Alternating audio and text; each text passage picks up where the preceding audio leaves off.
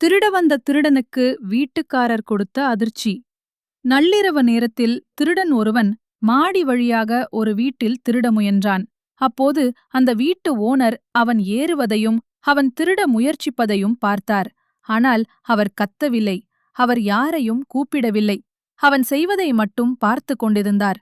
அவன் மெதுவாக ரூமுக்கு சென்று பீரோவிலிருந்த நகை பணத்தையெல்லாம் சாக்கு பைக்குள் போட்டு கிளம்ப முயன்றான். அப்போது அந்த ஓனர் அங்கு வந்து அவன் முன் நின்றார். அவன் பயந்து போய், "சார், என்னை விட்டுருங்க, என்னை எதுவும் பண்ணிடாதீங்க" என்று கெஞ்சினான். அதற்கு அந்த ஓனர், "நான் தான் உங்கிட்ட கெஞ்சணும். இந்த நகையும் பணமும் என் பொண்ணு கல்யாணத்துக்காக சேர்த்து வச்சது. அடுத்த வாரம் என் பொண்ணு கல்யாணம். இத நீ திருடிட்டு போயிட்டா என் பொண்ணு வாழ்க்கை ஒன்னும் இல்லாம போயிடும்.